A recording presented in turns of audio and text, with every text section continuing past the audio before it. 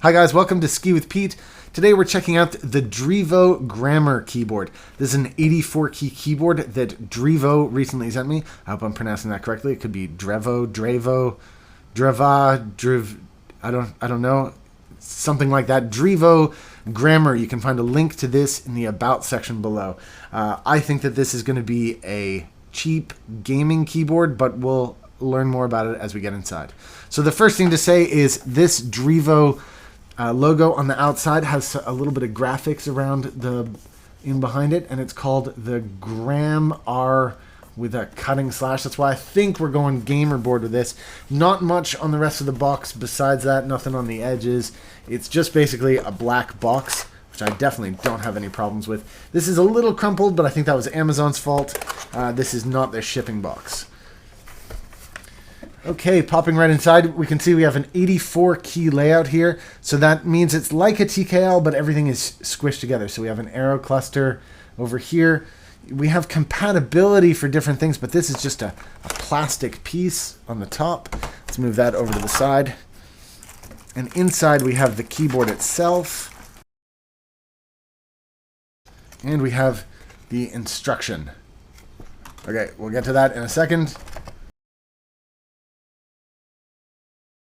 You just have this keyboard. Let me pull it out of the wrap.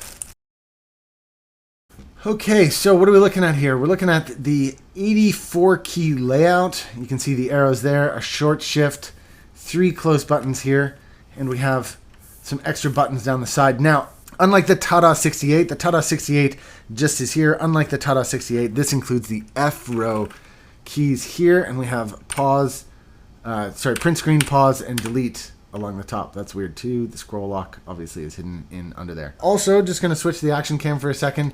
You can see here there is some side printing for the number pad. It's along in there. This is a blue switch, definitely. It also comes with this braided USB cable, which is quite nice. And it comes with a twist tie, which is another, I'll be honest, it's thought about. As Velcro straps just rip these cables apart. So it's nice to see that. It is a fixed cable, as best I can tell. Although it looks like it might be removable if you remove these screws. Besides that, it has internal routing, as you can see. So you could route this out the sides like that.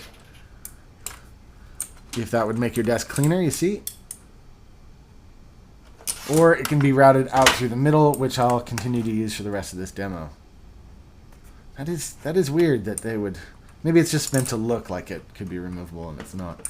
Besides that, we have some flippy feet that have 2 positions, flippy or not flippy. But the keyboard itself already has an angle, even without the flippy feet, so it's on a bit of an angle, not much of one. Let's just flip these feet out. Yeah, that's... I mean, let me cut to the action cam here and just show you a side profile. There you go. That's a side view of it with the feet out. There's this side view with the feet down.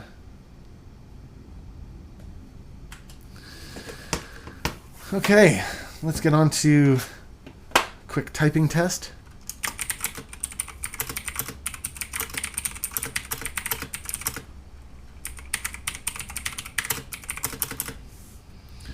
All right, obviously a blue switch. I can't tell what brand that is. Can't tell what brand that is. I'm going to have to open it up. Okay, next thing to note here is we have backlit keycaps. These keycaps are going to be ABS, and what more can I tell you about the keycaps? This is the keycap puller that it came with, but I don't like those keycap pullers, so I'm going to use a higher quality one like this one. And let's just pull one of these puppies off. So the type of keycap this is, you can see it's a thin ABS keycap. It's like it looks like a double shot, but it's definitely not a double shot. That's definitely a single shot keycap, and this is laser etched. So what they've done is they've got a clear plastic painted black and then use a laser to etch out the characters. One of the problems with doing that means that you never have a contiguous hole cut out. So for example, the A must look like this. So I was just about to show off the A key here. The A, you see that the A can't ever have a closed piece inside of it. It needs to be this kind of graphical style. Same with the D. You can't close it because then that middle piece will just flake off. So you'll see that all of the letters and numbers include this type of glyph character, like that and like that. The F8, you can see it there, so that no piece is ever enclosed. You see the 0 looks more like 2 brackets. The O also looks like 2 brackets. That's definitely a technique that they use. Let's pull this keycap off again and just get in there and see exactly what we're up against. So this is a blue switch, as I said. It's got an LED put in there, and there is the name of the switch. I can't quite tell what it is, but I'm pretty sure it's going to say Outemus. That is an Outemus blue, indeed. So Outemus is a Cherry MX clone. What else can I say about Outemus? It's probably the best of the non-Cherry, non-Gateron clone switches. I mean, for ultimate and clickiness, you'd probably want to do...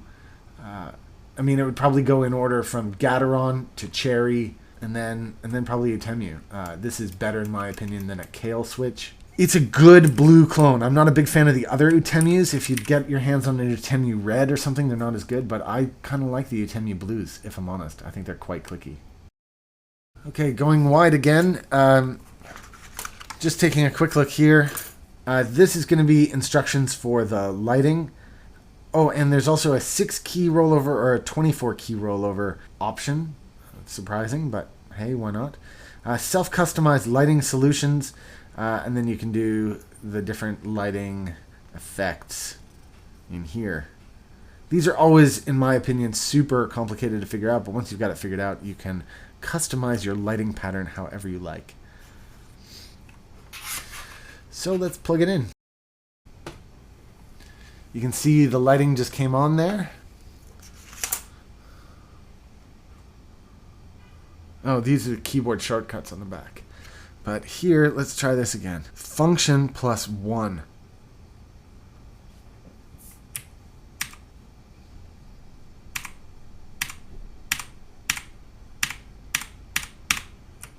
What the?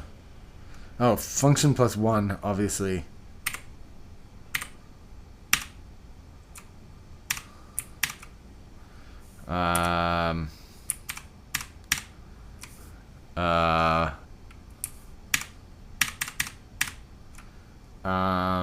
Customize 1 to switch between the different things. Yeah, okay. Function plus this, no. Function. There we go. So it's this left arrow that switches us between the functions.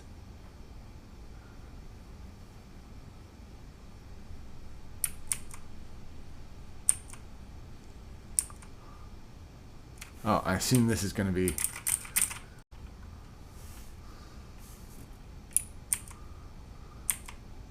So those are your basic lighting functions.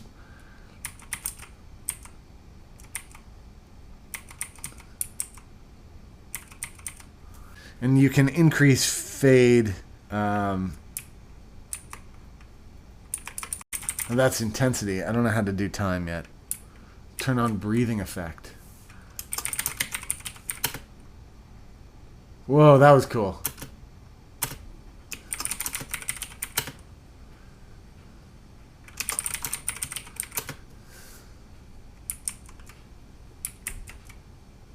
So this is the breathing effect.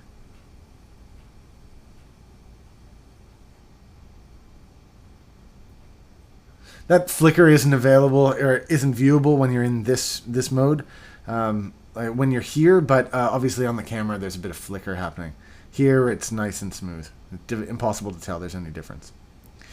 And then of course there's the customizable modes, which would let you say program certain keys. Not really sure how you program those certain keys. So function 2, and then it blinks and you go like WASD to make those lit, and then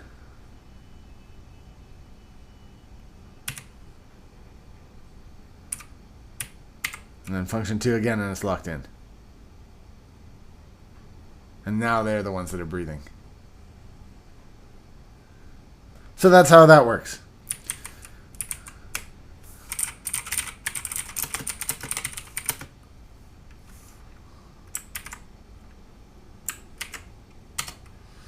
Okay, what else can I tell you about this? Alright. It comes with this handy cover so you don't get dirt and dust inside of your keyboard. I tend not to use those. One other thing I'd like to check out on this is what type of stabilizers it uses. So it uses cherry style stabilizers, as you can see in there, which makes it easier to add and remove keycaps. But if you are buying this keyboard, you'll know that this is a non-standard keyboard layout, so you'll want to make sure that you're buying keycaps with a non-standard layout. Here, here, and here, this is considered non-standard. Standard keyboard layout, if I could just grab this TKL for a second, a standard keyboard layout includes this, 3 1.25s on the left and 4 1.25s on the right. So with this keyboard, you'll have to find a keycap set that accommodates these non-standard layouts. So for the price, around $40, this is about what you'd expect from this type of clone-based keyboard with Outemus switches. The price is about what you'd expect.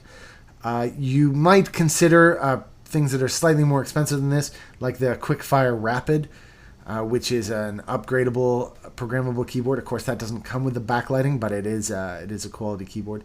A little less expensive than this. You can find less expensive clones, but they will be very much in this kind of price range, in this kind of territory. The keycaps are going to show wear pretty quickly. I've seen some guys do some cool things where they remove the tops of these keycaps, so you get kind of a dance floor effect look. Of course, that would look better with an RGB based keyboard than this one. Don't forget to check in the About section below, where you can find links to this and other keyboards around the same price. Now, personally, I thought I was going to be getting a different keyboard to review. So this isn't the keyboard that I thought that I was going to be getting from Drevo. I thought that they were going to be sending me their Drevo81, which is kind of a cool keyboard, which is more of a poker layout, like a 60%. It doesn't include the F keys, but it does include an arrow cluster over here on the side, which is kind of a neat thing. It's also Bluetooth, which I thought would be pretty cool to test out.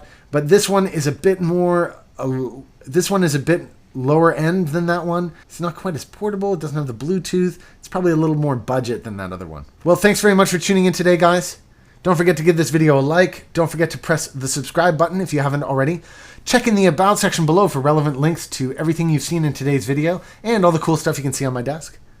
If you found this video particularly useful, you can buy me a coffee in the About section below. I definitely appreciate everybody who's done that. And of course, you can support this channel on Patreon.